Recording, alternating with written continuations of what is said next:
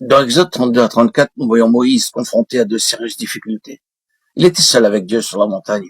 Les 10 commandements écrits sur 2 tables de pierre lui avaient été confiés. Cependant, des troubles avaient surgi dans la plaine.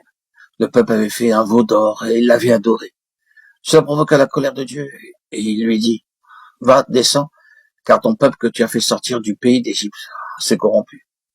Ils se sont promptement écartés de la voie que je leur avais prescrite. Ils se sont fait un veau en fonte. Ils se sont prosternés devant lui. Ils lui ont offert des sacrifices. Et ils ont dit, Israël, voici ton Dieu, qui t'a fait sortir du pays d'Égypte. L'Éternel dit à Moïse, je vois que ce peuple est un peuple au cou raide. Maintenant, laisse-moi, ma colère va s'enflammer contre eux, et je les consumerai, mais je ferai de toi une grande nation. Exode 32, 7 à 10. Lorsque Moïse vit que Dieu s'irritait contre son peuple, il intercéda en sa faveur, puis il descendit dans la plaine pour prendre en main la situation. Après quoi, il remonta sur la montagne. Obéissant à un ordre de Dieu, il tailla 2 tables de pierre comme les premières qu'il avait brisées, les prit dans sa main et monta sur le Sinaï.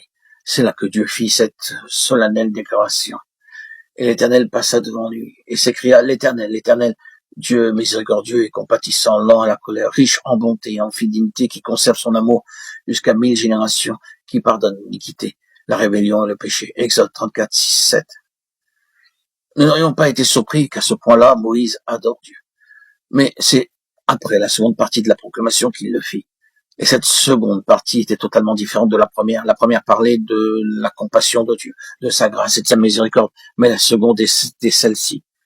Mais qui ne tient pas le coupable pour innocent et qui punit l'iniquité des pères sur les enfants et sur les enfants des enfants jusqu'à la 3e et la 4e génération. Exode 34, 7.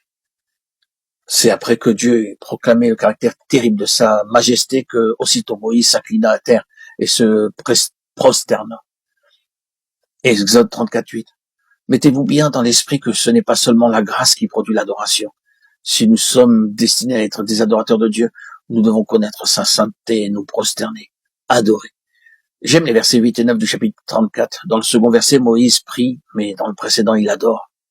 Premièrement, il reconnaît que les voies de Dieu sont justes. Ensuite, il implore sa grâce. Il ne le fait pas sur la base des compassions de Dieu, de sa grâce, de sa miséricorde, ni de sa disposition à pardonner.